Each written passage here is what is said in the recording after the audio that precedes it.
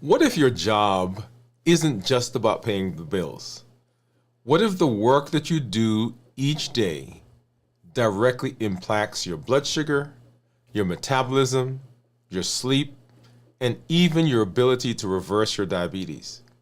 Tonight, we're diving into the world of occupational health.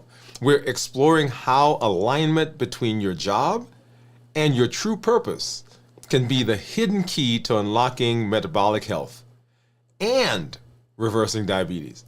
If you've ever felt stressed, if you've ever felt stuck, if you've ever felt burnt out, or just unsure about your career, about what you're currently doing, and is it really affecting your health, then this episode is for you.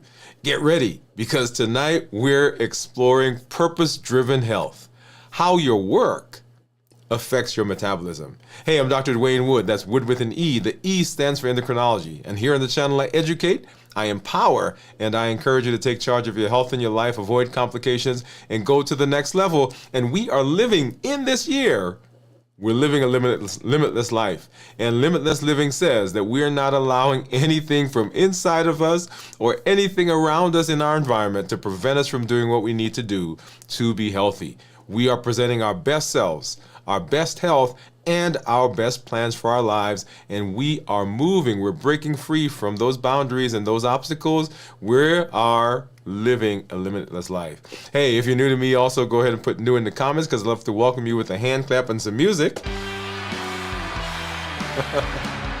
And let you know that we're happy that you're here. If you do have questions, go ahead and put those questions in the comments, because we want to make sure that we get to those as we move through our show tonight.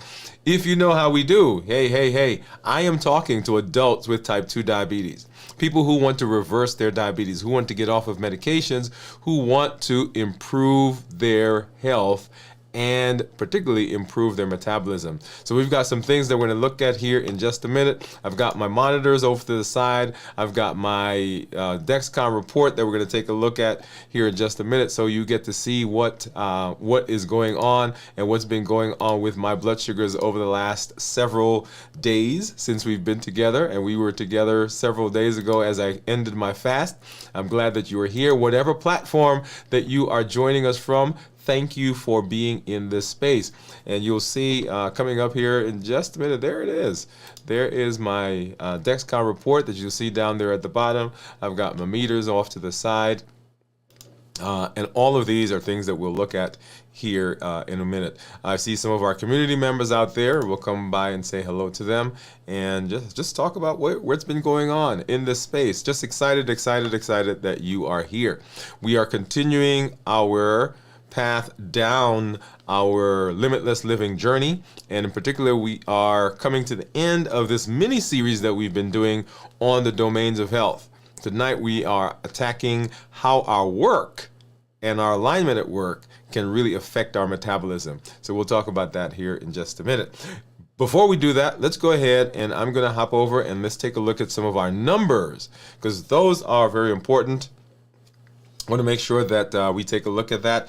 And here is what my Freestyle Libre says that my blood sugar is right now at this moment.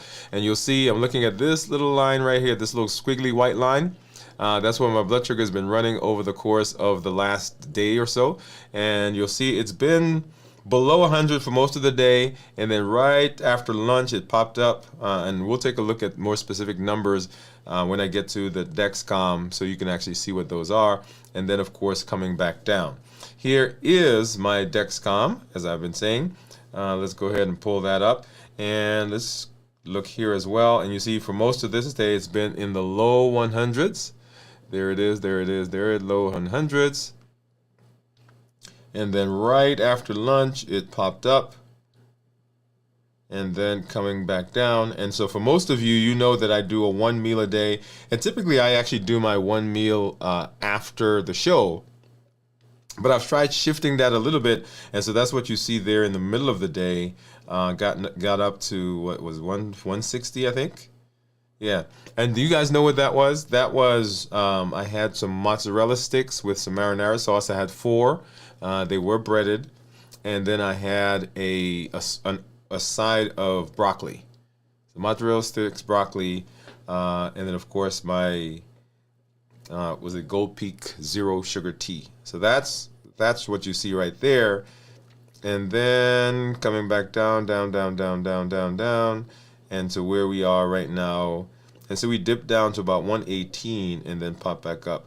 An interesting point to make there to many of you out there, and I've talked to several people today in the office, and one of the points I was making is that when we look at blood sugars on an average, our blood sugar, we want blood sugars to be on average about 120 or less.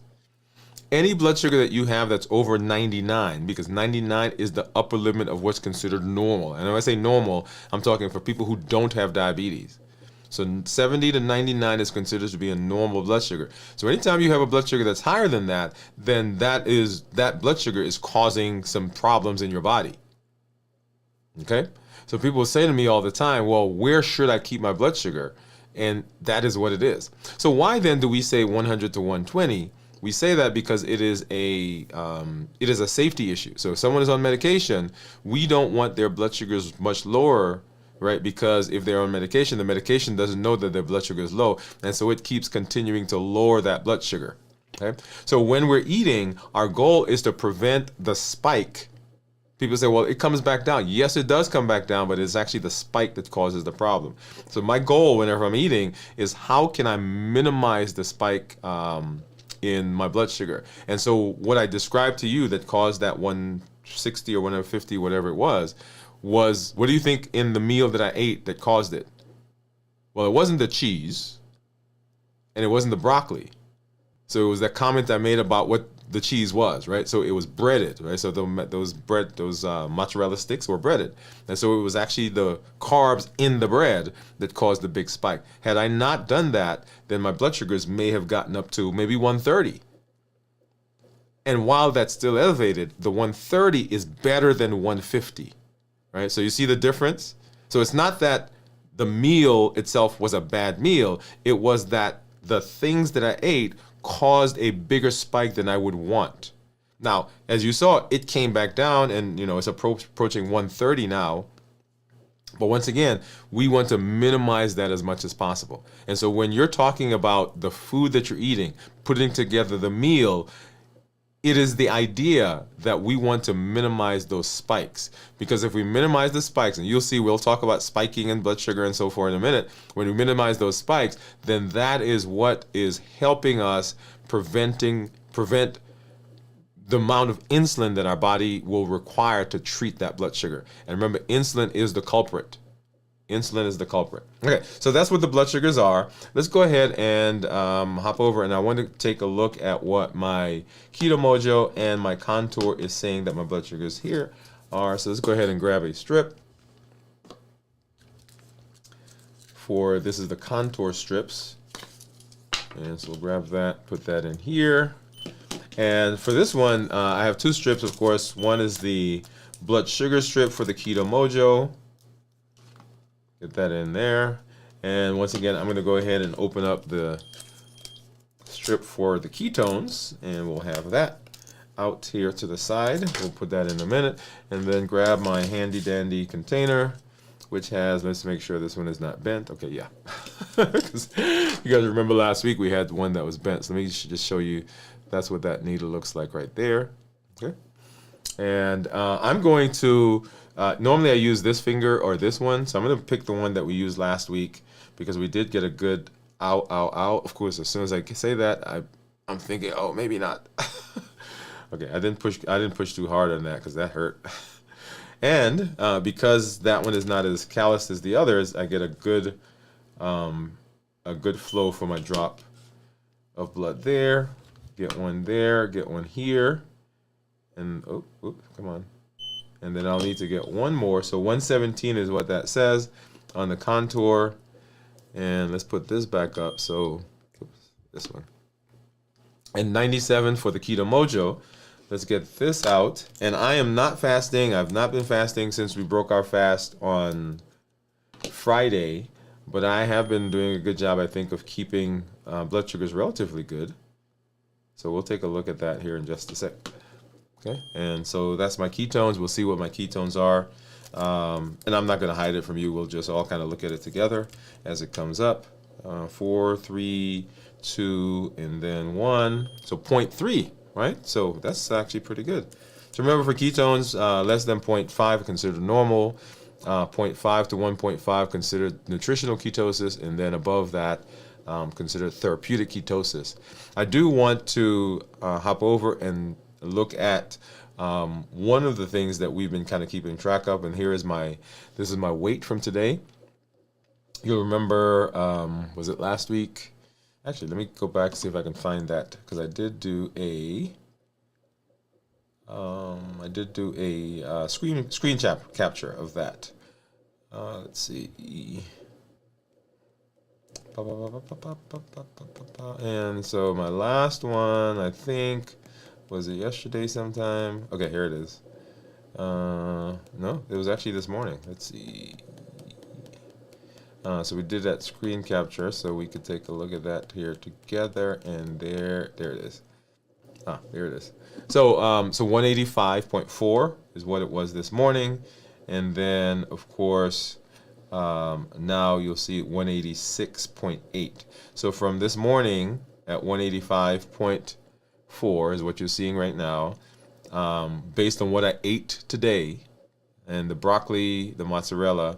I'm 186.8, so that's 1.3, 1.4 pounds, and I'll see if I can get both of them on the screen. I can't. Anyway, you get the idea. So this is where I am right now. Okay, a comment there as we are moving into our discussion for tonight is that our weight and blood sugar and cholesterol and blood pressure and all those parameters that we pay attention to, the improvement of those is simply a side effect of the improved metabolism that we are working on as we're moving through limitless living. Let me say that again. When you see improvement in your weight and your blood pressure and your cholesterol, and your fatty liver, and your metabolic disease, and your improvement in your coronary artery disease, and your improvement in stroke, and your peripheral artery disease, and all of those metabolic diseases that we talk about, the improvement in them is simply an outgrowth of the fact that as you are moving down the limitless living path, you are improving your metabolism.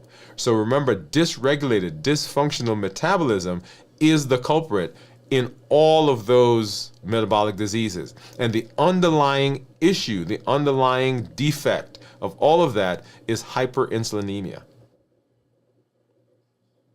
And so as you are moving down your limitless living journey, you will find improvement in all of those downstream parameters, but those are simply side effects, y'all.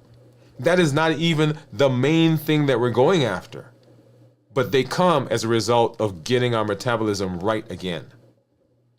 And so as you are thinking about the things that you need done in your body, the things that you're trying to improve, often we get focused on, blood pressure and blood sugar and cholesterol. But I want to, as I was saying to someone recently, I want to help you change that thought process, that we're not just talking about the fact that you are improving your heart or your kidney, or your lungs, or your neuropathy, or your thought process. We're not just talking about those isolated things. Our goal is to get your metabolism better. And if we can get the metabolism better, if you can do that job, then all the other things get better. And that's what limitless living says, that we can improve all of that. So anyway, so that's what you see. That's what my blood sugars are. Let's hop over here and take a look at some of these numbers. And here is my Dexcom Clarity report. You'll see that my average blood sugar right now is 105. My range, in time and range is 99. So I'm 99% in range. And I think I just lost one of my cameras. So let's go ahead and I'm gonna pop up over here. And oh yeah, so that one disappeared, y'all. So let's keep talking. So So we'll see here. And so this is my blood sugar, and that is 105. 105 is my average. My glucose management indicator is a 5.8, which is what you'll see there. And my range is 70 to 180, which is what is there on the screen. And if I were to look at my blood sugars over the course of the day, over the last several days, actually, is what I want to see. I want you to see is that aside from today, so this is what we had. Our blood sugars just jumped up there, and over the course of the earlier part of the day, then we were in the 100s, 120s, down into the 70s and 80s. And last night, my wife kept waking me up because my blood sugars were dipping down below 70 there. And so yesterday, we're in the 90s, 100s. All right, so look at all of that. And that was yesterday. As you guys know, I went camping yesterday. Or this past weekend, so we were in the 130s. Right there, we got up to about 160. Down a little bit. And that was Saturday. And here was this was when we broke our fast, right? So after we broke our fast, we were in the low 100s, 90s, and I think I broke the fast right in here, right at 72 hours. And if you haven't seen that episode yet, make sure you go ahead and watch that. And earlier in the day, this is where we were. Right? You see that. And so over the course of the last 7 days is what you're seeing there. So blood sugars really kind of ranging from maybe the lows. Let me see if I can find a low one. So these were probably the lowest. In the low 70s, actually right here. So we got down into the 60s. Anywhere from the 60s, and then today, for the first time in the course of the last 7 days, I want you to listen to that. Over the course of the last 7 days, we got up to 160. But for the most of the time, it was. And let me go back to the overview. And so for most of the time, the last 14 days, we've been an average of 105. And that's what you see in the course there. If I look back at 90 days, if you remember, we were having some challenges with blood sugars because I was sick. And so over the last 90 days, we've been 134. So let's see, when is it? Another month and a half or 2 months? A month and a half from now, I'll be getting an A1C. And so my goal is to, if I go back here, so this is what I want my A1C to approximate over the next month or so. Okay, and let me see if my camera's back. All right, so that is what my plan is going to be for the blood sugar. Okay, so we're back. Hopefully that stays on. Let's see if I can get. So when I came in, it was cold in here, so I turned on the heat. So I think the camera just overheated. All right, so there we are. So does that make sense? So that's where we are. So let's hop over and let's say hello to some of our community members, because I see some of you out there. Let's see who we have. Pamela is saying hello. Hey Pam, how are you? Welcome. And let's see. Let's go back. Here we are. So Pam is saying hello. Cornelia, hey Cornelia, how are you? She's saying hi Pam. Bye, hi back to Cornelia. Jennifer, what's up Jennifer? Howdy. Jennifer saying howdy y'all. Teresa, hey Dr. Woode and everyone. Pam, hi Jennifer and Teresa. Hi Jennifer, Teresa from Cornelia. Cornelia says thank you Dr. Woode for this topic. You are so welcome. Cornelia, I was going to say something, but then I remember I say that for everything. So I love this topic. One of the things that we're talking about in our one of the concepts that we're using in our walk that we're doing is this idea of is this idea of keystone principles. And keystone principles are those things that are fundamental to all that we do. And this conversation is a very fundamental conversation. As you'll see, we'll kind of tie it into some other things here in a minute. Give me a second. Let me go. I'm going to run over here and open this door because it's starting to feel a little warmer again.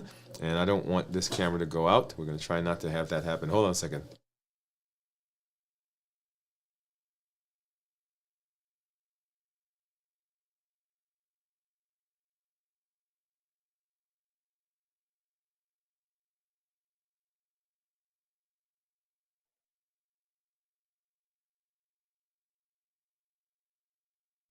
All right, so I am back, and I've elicited the help of some of the folks here, my wife, to turn the air on so we can deal with that. Okay, so fundamental to what we're doing, fundamental to the conversations that we are having, and that's why the domains of health are very important to us. And we've been spending some time kind of walking through this mini series as we've been doing here. So thank you for that, Cornelia.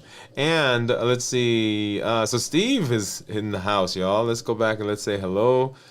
So Teresa's saying hi, Pam, Steve, Jennifer. Steve is saying hello to everybody. Hi, Steve from Pam. Cornelia, hey, Steve. Sherry Demper, yeah, good evening from Brooklyn, New York in the house, y'all. Oh, hand clap and some music for you, Sherry. That's my old stomping ground. That's my place right there, Brooklyn. I went to Brooklyn Tech. I went to Andrews Huddy, 256, 269. All up Empire Boulevard in New York Avenue. Spent a lot of time on Nostrand, going up and down at the junction, Kings Plaza, downtown Brooklyn. That's my place. Park Slope, Brooklyn, Brooklyn Academy of Music. Spent a lot of time in that area with friends. So hey, Sherry. And I used to work at the Dime Savings Bank. I don't know if I've said that to anybody before, but yeah, that was one of my very first jobs. Right next door to right next door to Junior's Cheesecake. Oh, okay. So anyway, Pamela saying hi to Sherry, and Cornelia saying hi, Sherry. Jennifer, Nebraska is saying hey, howdy, Steve, and Sherry. Sherry said thank you for the hand clap. All right. She said I'm close to Boys and Girls. I know where that is. Yeah, Boys and Girls. So we went to, let's see, if I think about my family, we went to Brooklyn Tech, Boys and Girls, Sheepshead Bay, Erasmus. This is not a high school, but I have some people who went to Lefferts. No people who went to Clara Barton, Westinghouse, Grady. Anyway, and I can go on and on and on and on and on. All right, so Teresa's saying hi, Steve and Sherry. So all right, so now we've looked at the numbers. We see where we are, and everybody, once again, I want you to understand that what we are doing, the benefits that you're seeing, the things that you're having that are happening in your life, are simply side effects of the process that we're on, the journey that we've been on. Limitless living is not a destination per se, but it is a framework that we're using to improve our dysfunctional metabolism. And so dysfunctional metabolism is the underlying problem that leads to all of the downstream difficulties that we talk about. When we talk about metabolic disease, we talk about high blood pressure, high cholesterol, diabetes, prediabetes, fatty liver, polycystic ovarian syndrome. All of those are built on dysfunctional metabolism. And the culprit that underlines all of that is hyperinsulinemia, as we've kind of gone through before. So if you've not done so, make sure you go back and look at our discussion on what disrupts metabolism when we did in the beginning of this series.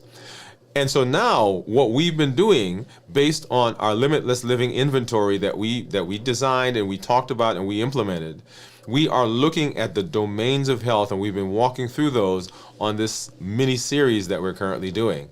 And we are now talking about our occupational health, how our work and alignment or misalignment in our work can affect the things that we do and how this works, right?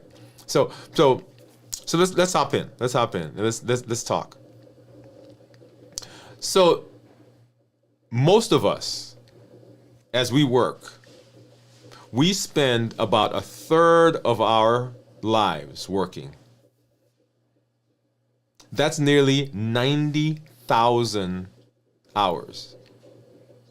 And guess what? Those hours can profoundly shape our metabolism, our blood sugar, and our ability, as we've been working on, to reverse our diabetes. So what we want to do is uncover how career alignment, time stress, and even job satisfaction can secretly drive your hormones, drive your eating habits, drive your sleep quality, and overall your diabetes management. Yeah? So have you ever felt drained at the end of the day? And I'm not talking about drained as in, man, this is just exciting stuff and I'm just spending all my time there. I'm talking about drained where you are just really trying to get through the day because what you're doing doesn't seem to be providing satisfaction. You seem stuck. You seem as though you're kind of going through the motions, kind of like that hamster on the wheel. And so it's not just emotional, but it's also physical. And that's not just exhaustion. That's the metabolism reacting to stress. Stress from career misalignment, stress from time pressures, and all the things that come along with not being aligned in our purpose with the thing that we're doing. So when your job doesn't align with your sense of purpose, it's not simply frustrating, it's physically disruptive. So we talk about those three words. You've heard me say them all over and over and over again. I'm saying them again. So when we are irritable, right? We're dissatisfied, and we are not able to really decrease the friction that goes on in our lives. That causes dissatisfaction. And so chronic dissatisfaction triggers your body's stress response. It floods your system with cortisol. And cortisol isn't just a stress hormone. It directly raises blood sugar. It encourages insulin resistance, and it promotes fat storage around your midsection. Often we have people who are put on steroids for whatever reason. They have COPD, they may have bronchitis, they may have some other things going on. And so what happens is they get what's called a Cushingoid features. They get fat pad behind their neck, their jaws become big, they have thinning extremities, and they have mid-abdominal obesity. It's almost like looking at a Pillsbury Doughboy, the amount of weight that they put on, particularly in the midsection. And we've already said that the visceral fat, not just the abdominal fat, the fat that accumulates on the inside, is disruptive to our metabolism. And so when that happens, then we run into the problem that we see when we talk about our dysfunctional metabolism. And so as we move through that space, let's go ahead and let's do a quick recap of where we've been. So we are in the process of discussing the domains of our health. And we have talked about the limitless living inventory, which allows us to look at all these aspects of our life, which we're calling domains, and see, are there places where we need to become more aligned? The domains represent the wheel that is taking us through our lives. And you'll see that called lots of different things. If you Google on the internet, if you read books, they talk about the wheel of life, right? So these are the domains of health. These are the different things that we are looking at, and these are the things really that are kind of taking us through life. And when that wheel is symmetrical, when the things are working, when they are doing the things that they're supposed to do, when there is alignment, then that wheel is smooth and we're going through our lives in a smooth fashion. But if there is a part of that wheel that is broken, damaged, bent, then what happens is as we're trying to get through life, then we have kind of this disordered, dysfunctional, rocky transit through our days, through our weeks, through our months, and ultimately through the course of our lives. So if we're going to be successful, if we want to make sure that we are doing what we need to do and make sure that we are putting things in order, we want to look at that wheel and make sure the wheel is well symmetrical. And so we've been walking through now the domains of health. We've been walking through each of those, and we are tonight talking about our work and our occupational health. And that's why this is coming up in our discussion. So here's the science. Here's the science behind the domains. The science says that when people are dissatisfied with their jobs, when they are consistently having disordered thoughts, they show up just because, oh, I got to. When there's not fulfillment there, then they have higher cortisol level. The cortisol level drives higher blood sugars, because remember, cortisol is the stress hormone that actually gets the energy in the form of sugar. So there are two main stress hormones. It's epinephrine and cortisol. And epinephrine prepares the body for stress, or prepares the body to function and to respond to stress. You see a tiger and you need to run. The muscles are all geared because the brain has sent the signal to the muscles to move. And cortisol now goes out and finds the energy and dumps that energy into the muscles so you can run. So there's the yin and yang. But cortisol is that stress hormone that goes out and finds energy. So whenever you are chronically stressed, then you have higher cortisol levels. Higher cortisol levels translates into higher blood sugars. Higher blood sugars require insulin to come out to regulate those blood sugars. Because after all, we don't want blood sugars. We said earlier that a normal blood sugar is anywhere between 70 to 99. Normal blood sugar is 70 to 99, and we've told our patients that they can have blood sugars between 100 and 120 for security or safety reasons. So that insulin that comes out is going to help to regulate the blood sugars so that it doesn't remain high. And once that insulin is elevated, and I want you to get this point because this is a very important point. Once the insulin is elevated, that insulin now causes the downstream issues that we see in metabolism. Insulin is not bad because insulin does the job that it's supposed to do in the body. But chronically elevated insulin above normal is where the problem comes in. So when we talk about managing diabetes, often I give the analogy that your blood sugars are elevated up here and your body's ability to manage it is here. And our goal is, remember, one of the pillars of reversing diabetes, our goal is to reduce sugar to the point where the body's ability to manage it matches what the glucose level is. If that happens, medications go away. And so here in this instance, having chronic stress that comes from job dissatisfaction causes cortisol. Cortisol causes high blood sugar. High blood sugar requires insulin to come out.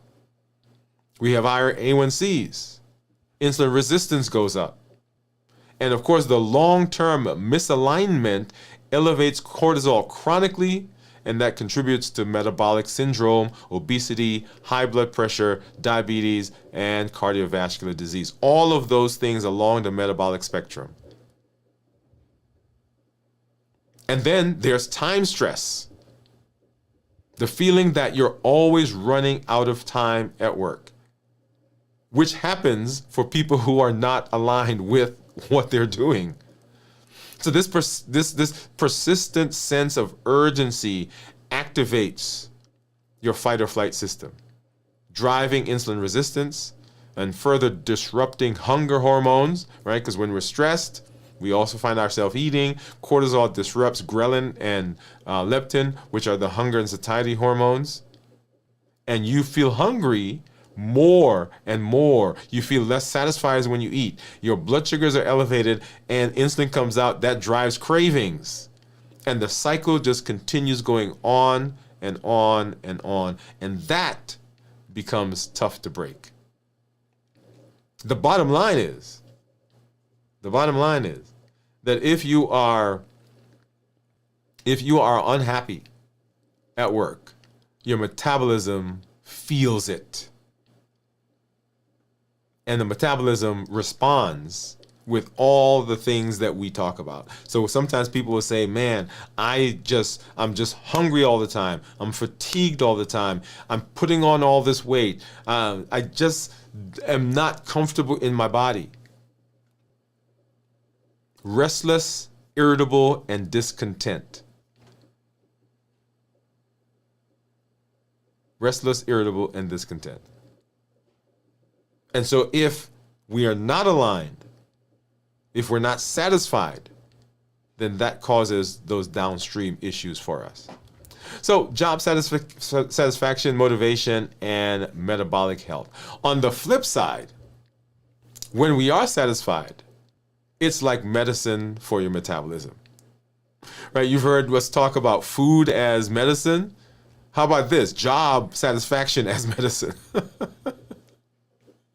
Right? When your work aligns with your purpose and with your values, your brain releases feel-good hormones like dopamine, serotonin, oxytocin. And we've talked about oxytocin as that bonding hormone. Dopamine and serotonin are those feel-good hormones. Those are, and dopamine really is that anticipatory hormone. It's like you are so excited about work and the things you're doing, and the fulfillment that you get is you get a burst of dopamine simply by thinking about going to work. Wow. When I have my huddle, we do a huddle at my job, and I sit around or stand around with my team.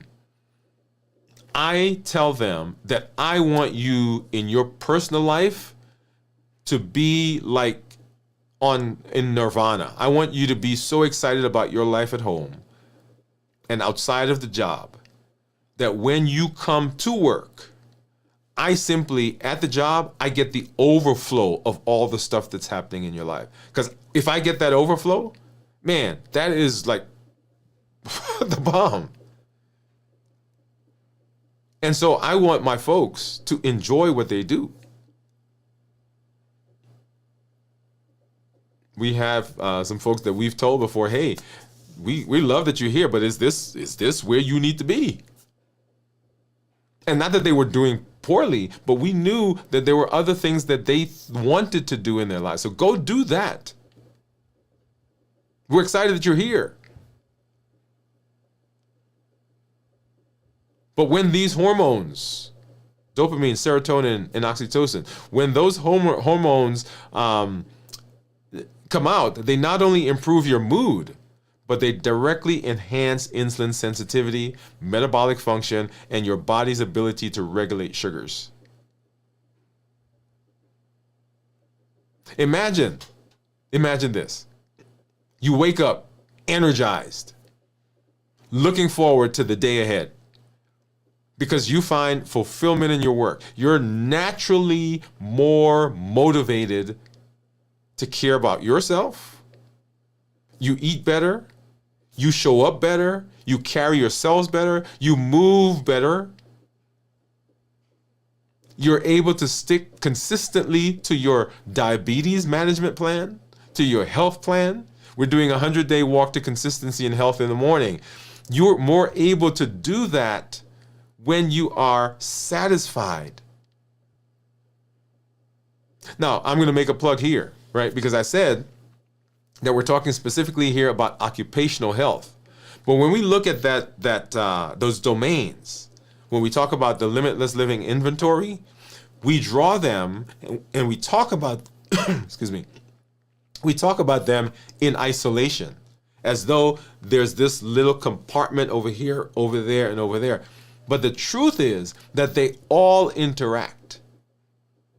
They cross into each other. Your personal relationship crosses into your occupational health. Your social health crosses into your physical health. Your physical health crosses into your emotional health. And they all are intertwined.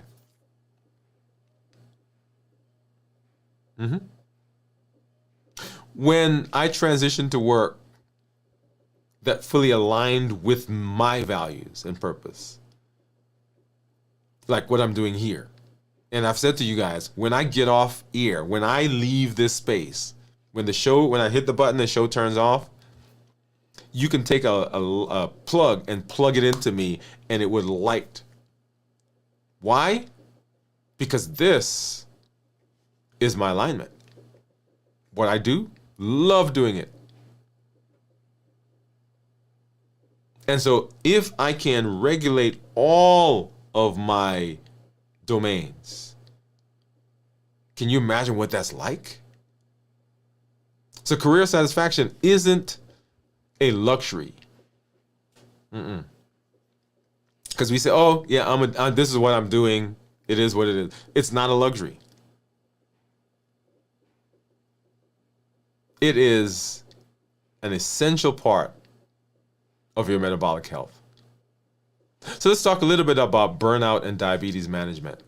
So let's move into specifically blood sugars. Because burnout isn't just about feeling tired. It's a metabolic crisis. Burnout means emotional exhaustion, a sense of detachment from your work, and feeling ineffective. You're doing the things, you're going through, and I just feel like I don't know. From a metabolic standpoint, burnout consistently elevates cortisol level. It weakens insulin sensitivity. It raises inflammation and can even trigger autoimmune responses. When you feel chronic stress, then we have the inflammation, we have the abdominal obesity, we have the cortisol level. And we've said that those things themselves decrease your immune system. You get sicker. You get more sicker often.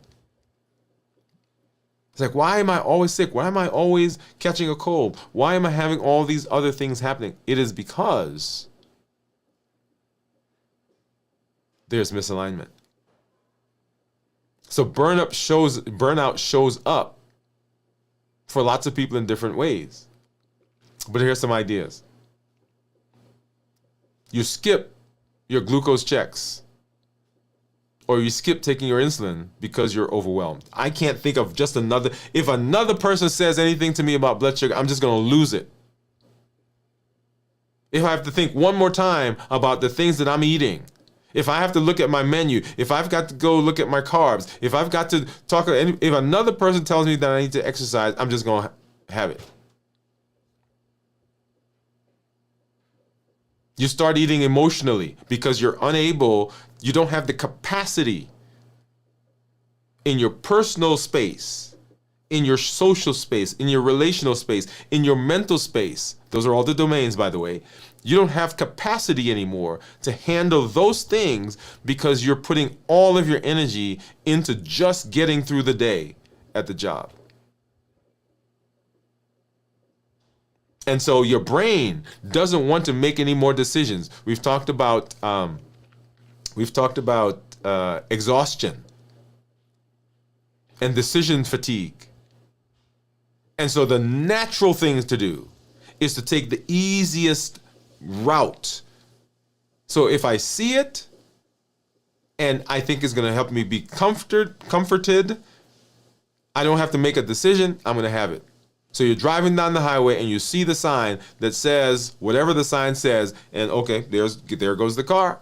And you show up at your house with 18 Cadbury chocolate bars. I'm not sure who that happened to, but I'm just saying. Right? You start eating emotionally.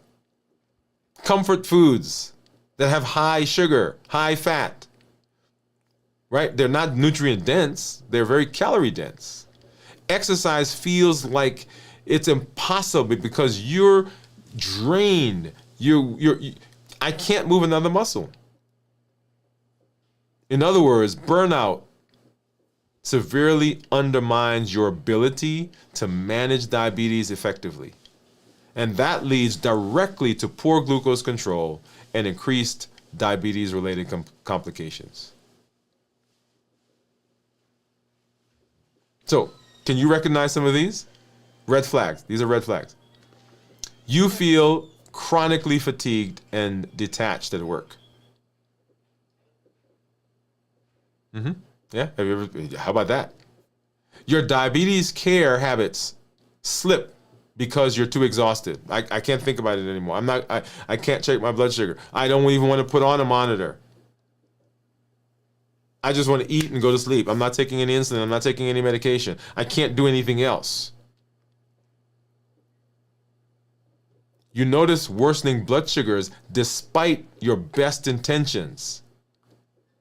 You're doing all the things that you've been told. You've cut back on the food, but something just doesn't seem right.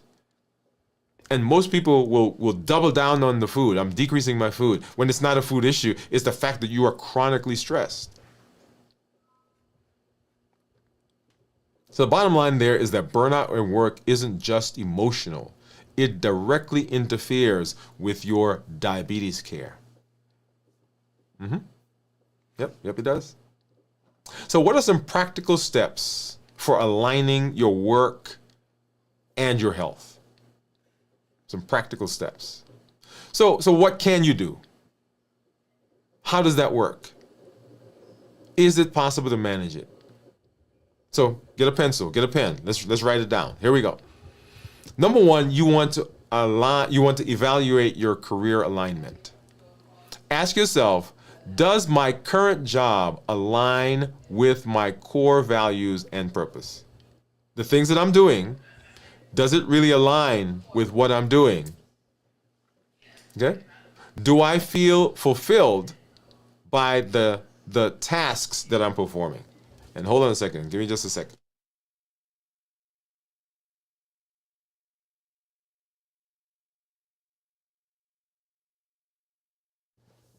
Does it align? Do I feel like I'm fulfilled in the tasks I'm doing, the things I'm doing on a daily basis? Now, let me pause and let me drop this in here. There are times when we are going to have to do some things that do not directly align with what we say we want. And when we say directly align, I guess let me change that because that's not really true. Because if you are doing a job right now that is not going to be the ultimate job that you do, and you are simply doing that because you have got to make money to be able to do the things you want to do, then guess what? That job aligns with what you're going to do. But often we do one of two things. We are in a job that is really not the position that we want because of whatever the reason. We are going through a transition in our life. We need finances right now. We've taken on a second job to help out, whatever it is, because that time is helping us to move and to pivot and to go in a different direction. And that's temporary. And we demonize that position. We say, oh man, no, it is part of the process. It is part of the journey. It is part of alignment because it is helping you go to the place you want to go. So that's one. Either we are there and it's a transitional space, but we demonize it and we don't appreciate it. Or two, we stay in the transition space too long. You're not supposed to be there for now, until now. It was supposed to be a stepping stone. It was supposed to be a jumping off point. But you stayed there too long. And now it feels like it's the wrong place. And now it is the wrong place because you shouldn't be there. It was a temporary place. It was a temporary spot. So the other question is, does this role positively or negatively impact or affect my diabetes care, my metabolism, the things that I'm doing? And if that's the case, we got to work on moving. Limitless Living says that we're not staying here. We're not allowing anything to prevent us from doing what we need to do for our health. Okay, that's number one. Number one, we want to evaluate our career alignment. Number two, what we want to do is we want to set firm boundaries at work. So commit to protecting your time, commit to protecting your mindset. Be mindful in what you do. If you have breaks, use the breaks for a break. Be mindful when you're eating at lunch. Be mindful when you're eating at work. Be mindful when you walk by somebody's desk and you grab the candy or grab the cookie or whatever it is. Why are you doing that? What's the boundary? Schedule short breaks if you can, specifically for breathing, for exercises, to reduce your cortisol level. One of the things that I tell people in the office is take some time twice a day. And it doesn't have to be long. 5 minutes here, 5 minutes there. And the goal for that 5 minutes is simply to woosah. So you're setting those boundaries at work. Create a clear shutdown routine at the end of the day, end of your work, to protect your evening for restorative activities like exercise, meal prep, relaxation, hanging out with the family. I have to be honest, the last couple of weeks, I've not been doing this. When I'm coming home, there is a spot on the highway where I say, okay, this is my place, that I'm leaving work here, and I'm now moving into what my evening is going to be. And that's the Rocket, as I'm coming on, for those of you who are here in Huntsville. When I pass the Rocket, that's my place where I say, okay, I'm right now, I'm changing my thought process. I'm changing my thought process from being whatever I'm doing that day, and I'm now thinking, okay, it's nighttime, and what do I need to do as I get into this part of my day? Yeah, and then manage your work-related metabolic stress. Try intentionally doing micro breaks, and that's what I was just talking about. Every hour, every half hour, whatever it is, whatever you are allowed to do at your job. Stretch, breathe.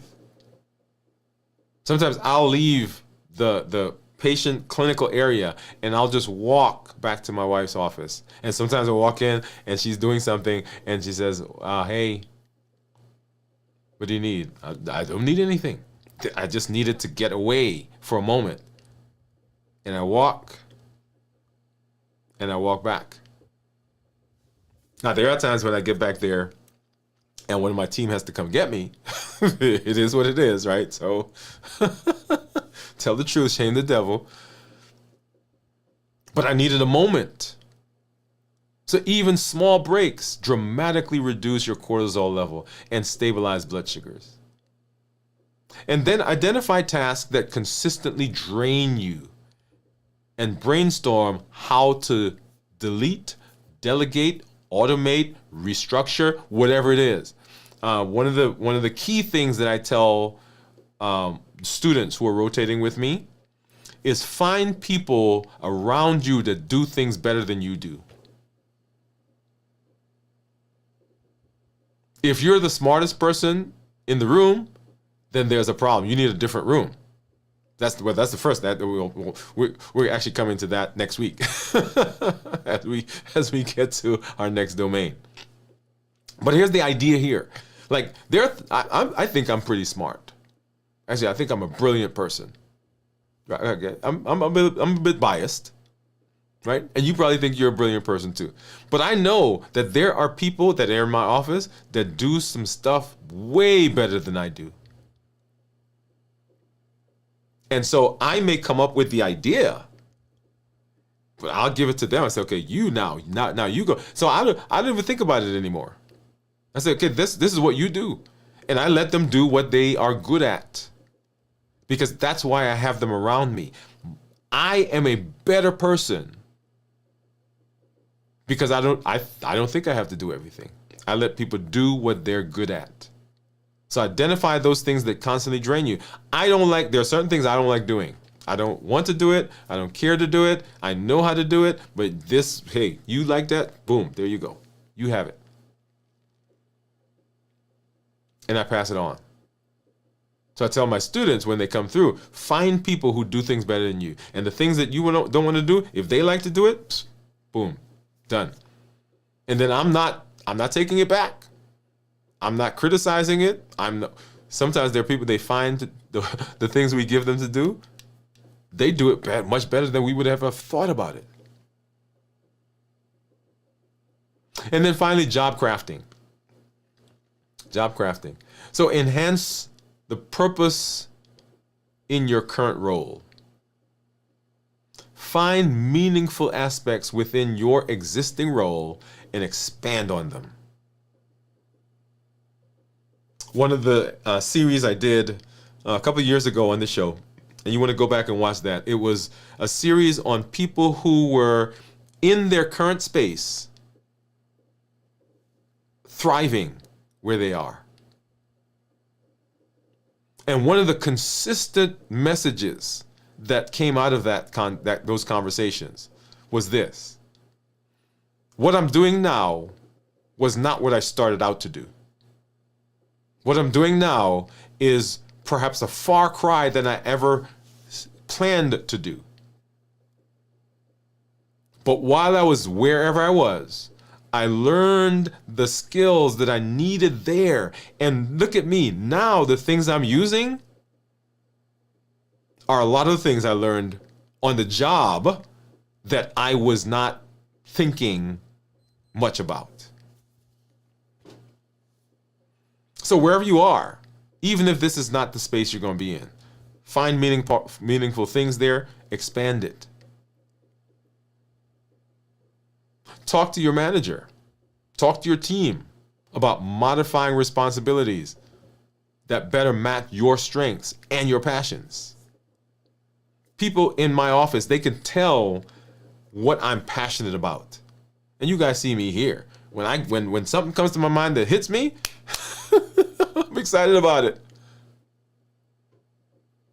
So find those things in your space. Even small adjustments, like mentoring somebody else. I love to teach. And you know what makes my days go better? When I have students around me.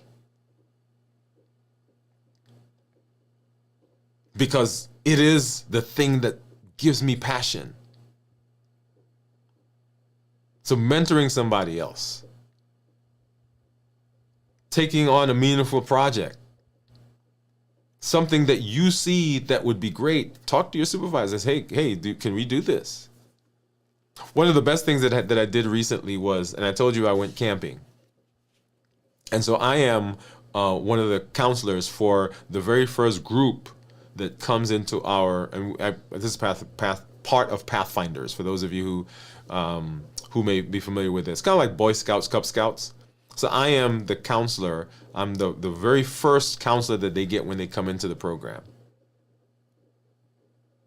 And so over the years, right, I've thought about the fact that when we go to these big camps, and I think I mentioned, last year we went to a camp that has almost 60 or 70,000 people. I'm talking about massive camps. Right? I'm talking about tent camps. We're not talking about in the cabins. This is actually, you pitch a tent, you put the stakes down, right? Put the tarp down and all that stuff. And so I have been in my mind thinking, hey, it would be nice to take just my group, because we usually go as a club. And so I approached our director and I said, hey, I'd like to take our group camping. And he said, man, that's a great idea. And so over the course of this year, we've been working on this camp. And it was phenomenal. I loved it. It was something that was different. The kids loved it. People were saying, oh man, I'm glad that you were out here. Oh, look at those. People came to visit us, because it was just a group, and we were camping right here, right nearby us, because we have a lot of space on our campus. And so we pitched the tents right there. So is there something that you see in your space, in your area, on your job that could be done better? Something that speaks to you. So create it there. You don't necessarily need a new job. You need to intentionally align your current role with your health goals. Deeply focused on what this is. One of the things that is a pillar of limitless living, and you've heard me say it, but I've not connected it this way for you, but let's connect it now. In our limitless living framework, we frequently discuss 3 fundamental elements that are critical to reversing diabetes and achieving metabolic health. That is, decrease insulin, suppress the appetite, and reduce sugar. Right? We've talked about those. But limitless living says that those are specific things to those areas. If we come above and we start to look at our different domains of health, in order for us to be successful, what we have to have is rhythm, alignment, and structure. Rhythm, alignment, and structure. And rhythm is the basic tenure of your life. What is the purpose? What is the goal? What is the ultimate reason that you're here? That's the rhythm of my life. What is the thing? What is the thing when I think about myself, when people think about me, what is it that comes to their mind? What comes to my mind? What's the rhythm of my life? What's the direction of my life? What's my North Star statement? Rhythm. Alignment are the things I'm doing on a day-to-day basis taking me in the direction of what I say my rhythm is? That's what we're going to be talking about here in just a minute, a little bit more deeply. And then in order for that all to happen, we've got to have structure. So the reason for what we do, the reason for what I do, is to provide structure for people. Because there's a lot of stuff that you've heard it. We all have been told it. But we don't have a way, we don't have a structure, we don't have a way to start. Some people don't do things because they just don't know how to start, how to do it. What should it look like? So rhythm, alignment, and structure. So if you are going to be consistent, I want you to hear this. If you don't hear anything else that I say, if you're going to be successful in your health, if you're going to be successful physical health, mental health, emotional health, social health, spiritual health, occupational health, which we were talking about today. If you're going to be successful in any of the domains, which are really the crux of your life, you have to have structure. You have to have a way to keep that going. Motivation is great, because some of you, when you leave here, when you finish listening to me and people talk, hey, I just love that. That really spoke to me. And I'm glad it spoke to you. But motivation is fleeting. Tomorrow when you wake up and something comes to your mind, or some obstacle is there, or some bad feelings, or some hurt happens, motivation goes away. What is the thing that you're putting in place right now that's going to help you automate that process so that even if you wake up in the morning and you don't feel like going walking, you're going to walk anyway. What do you have in place so that even if you don't feel like putting down that donut or taking the insulin or checking your blood sugar or saving money if that's what you're working on, whatever it is, what do you have in place that automates that problem? What's the structure that's going to keep it going long term? Because motivation is not enough. Rhythm, what's the tenure of your life? Alignment are the things you're doing consistent with where you say you want to go, and do you have something in place to keep it going long term? So let's zero in on the alignment because it's especially vital when we are discussing occupational health. Alignment means that your daily actions at work resonate deeply with your personal purpose. It resonates with your core values and with your health goals. When your work is aligned, everything you do feels intentional, meaningful, and authentic.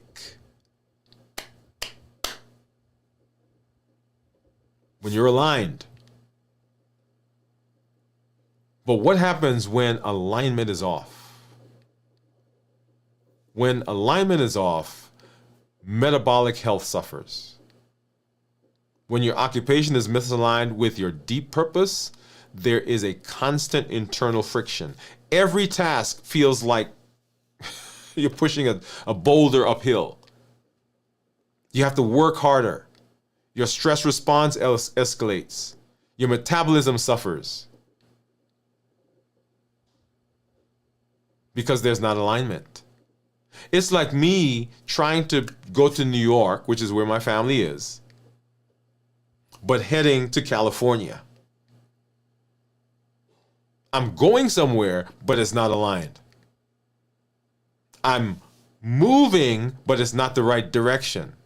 There's activity, but there is not purposeful and there is not success-driven or oriented activity.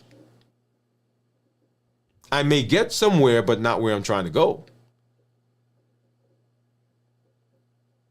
One of the funniest things to me is these movies where you got two people in a canoe, and they're supposed to be pulling, right? Pull. And if you remember the Korean canoe, right, you got two oars and you're pulling, or more than two oars, and you're all pulling together. And when you're doing that, right, you're going in a particular direction. But can you imagine what happens if the people on one side are pulling this way and the people on the other side are pulling that way, right? It's like this, right? And what happens to that boat, that canoe? It's just going like this. In science, we learned in physics that there are vectors, there are forces that are going at any particular time on a particular object. Physics. And so there can be a force going in this direction, which is supposed to push an object going this way. But if you have an opposite force and they're pushing against each other on the same place, on the same piece of material, guess what? That material is now stuck in space. And so are the things that you're doing aligned so that all of the forces are taking you in the direction that you want to go? Misalignment triggers chronic stress, consequently elevated cortisol levels. Chronic cortisol disrupts glucose metabolism, and it encourages insulin resistance. When your work doesn't resonate with you, it's harder to stay motivated to manage your diabetes, harder to stay motivated to check your blood sugars, harder to stay motivated to plan your meals, harder to stay motivated to exercise regularly. It becomes a burden rather than a priority. We're talking about misalignment. And then there's the emotional eating. So lack of alignment frequently leads to emotional buffering. because we're restless, we're irritable, and we're discontent. And overeating or overindulgent in sugary, high carb foods temporarily causes an escape from work dissatisfaction. The transformational power of alignment comes, though, when our work aligns with the purpose and true direction. The amazing transformation that happens is that our metabolism becomes balanced, because all of a sudden alignment lowers our cortisol level. Notice we haven't done a single thing yet. We haven't walked. We haven't started eating better. We haven't taken medication. We haven't checked our blood sugar. But simply having alignment lowers our cortisol level. And reducing that cortisol level decreases sugar, decreases insulin, decreases inflammation, and that directly improves our blood work and our blood sugar control. When we're aligned, our energy is up, and it energizes us and it motivates us. And that natural enhancement allows us to be willing to engage consistently with our health. Better nutrition, better exercise, boom. And then we're more resilient. So when we are misaligned, we have what's called a fixed mindset. We often see things in the negative. We think that all we can do is what we see. We think that what we have is permanent, that we cannot advance beyond this, that we can't move from here. Our blood sugars can't improve. I can't reverse my diabetes. I can't lose weight. My blood pressure is always going to be like this. I'm always going to have chronic progressive worsening of my kidneys. But when we become resilient, when we change our mindset, when we're aligned, now we have a growth mindset that says, hey, limitless living, by the way, is a growth mindset process. It says that I can change and nothing is going to prevent me from doing what I need to do to be successful. It creates psychological resilience. It makes stress at work less dramatic and less damaging. So how do we do this? Number one, we want to clarify our purpose. What is your North Star statement? Where are you going? What do you do? Why are you at that job? What do you truly care about? What is it? So you want to clarify the purpose. Does my work reflect the values that I say I have? And do they reflect that on a daily basis? Number two, adjust your current role. Identify small tasks within your job that do align with your values.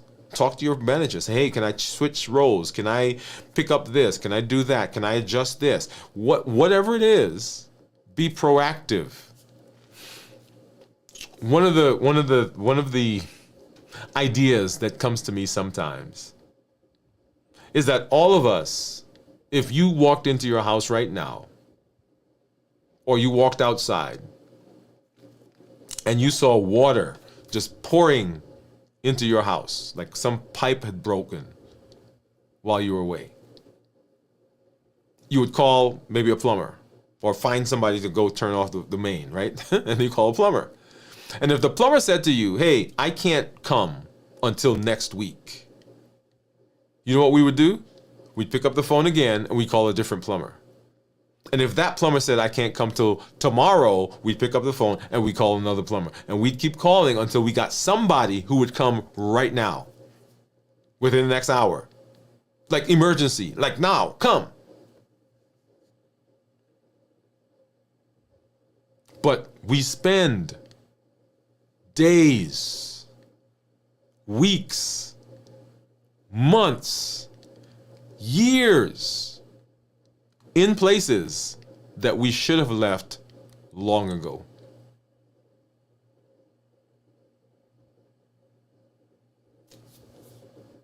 Doing things we should not currently be doing. And I want you, pillar number 2 that we're learning tonight about limitless living. Pillar number 2 says that nothing that happens to me is happening to me without me directly being involved. Let me unpack that a little bit. I often hear people say, that happened to me.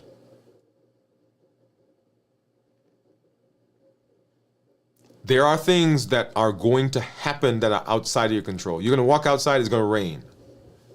Out of your control. You're going to be going down the road and your tire is going to get flat on the car. Outside of your control. You're going to be going to work and you're going to be late because there's an accident outside of my control. Yes. But what I'm talking about are those things that we have control over, that we either take a second hand to and just let it happen, or by not making a decision, we've made a decision.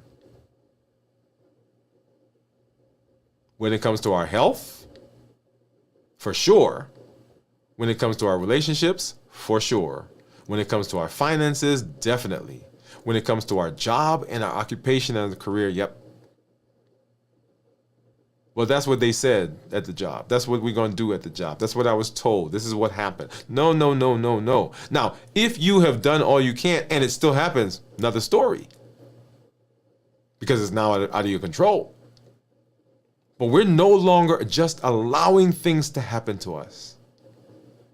Because we can make decisions that put us on the path to success. Limitless living. Limitless living. That's the power of rhythm, alignment, and structure. And it is the power of limitless living. It's one of the pillars of limitless living. And so I want you to start something real quickly. I want you to start each day by reminding yourself of your larger purpose. And I want you to write it. I want you to write it now. Get a piece of paper, write it down. I am here because I value blank. What is the blank? And that blank should be something that is in your North Star statement. The purpose. What are you doing? End each day by acknowledging that the alignment that you said you had is what happened today. That requires you to make sure that you're doing, saying, behaving, creating the spaces where that happens, when there's alignment. And a lot of you have said, well, you know what? I don't have to worry about that because I've retired. I'm sitting at the house. And my question to you is what you're doing aligned with what you say your purpose is? Is being at the house and not exercising aligned with your health? Is not moving aligned with what you say you want to have in terms of your health?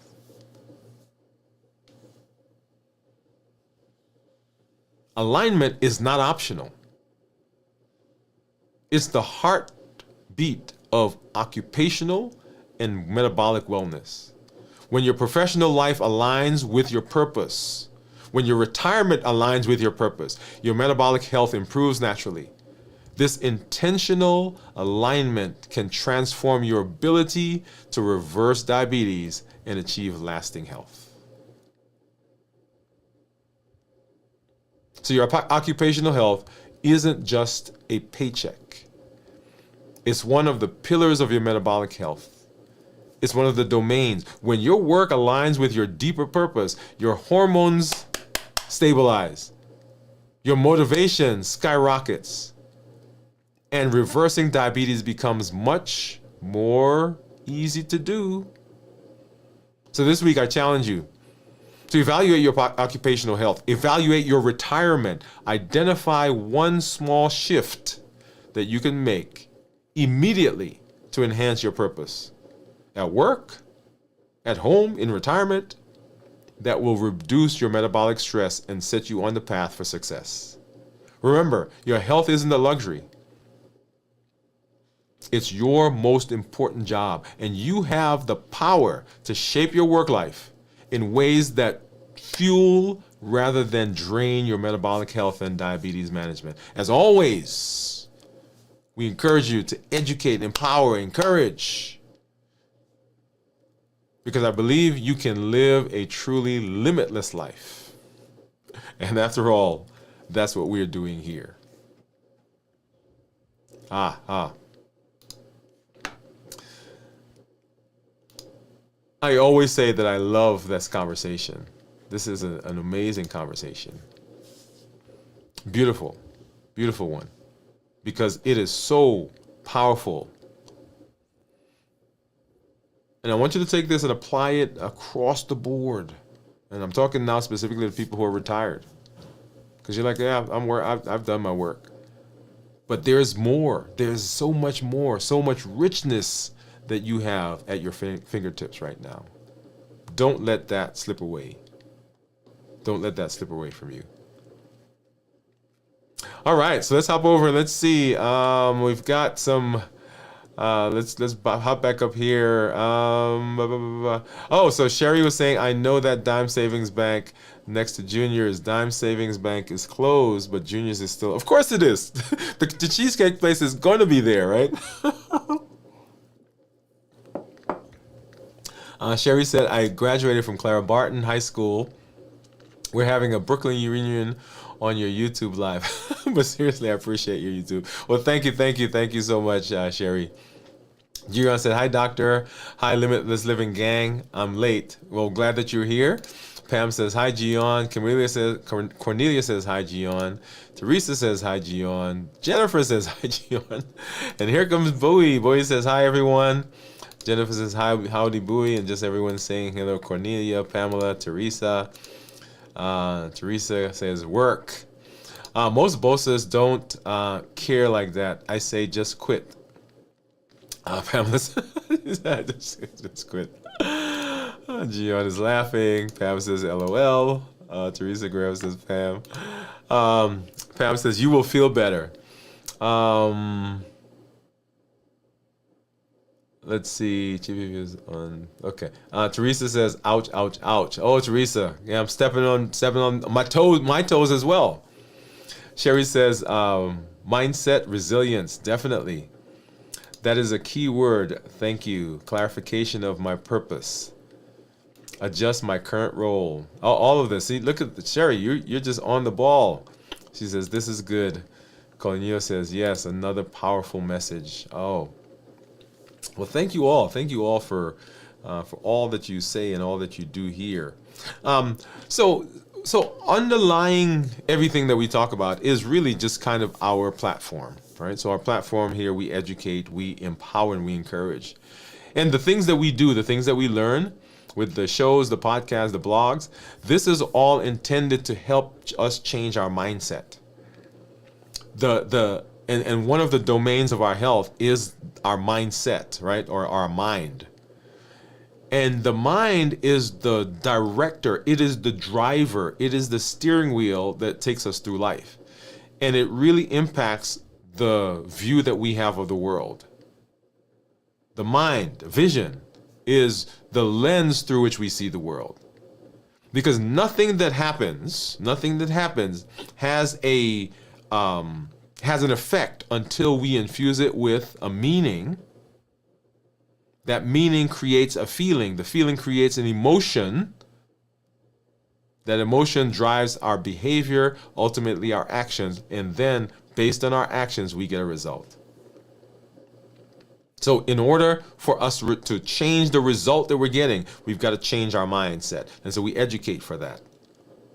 We empower with the tools that we learn. 100-day walking to consistency and health is a tool. Fasting that we do is a tool.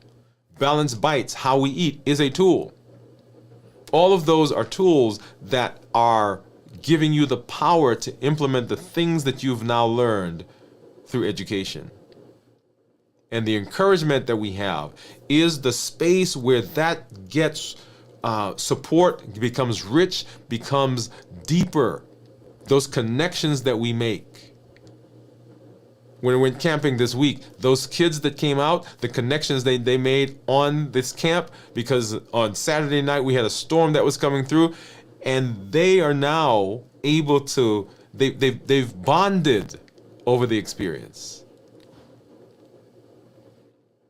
And there's nothing like having people who understand where you are, understand what you're coming from, understand the stories that you take or tell, understand the words that you use.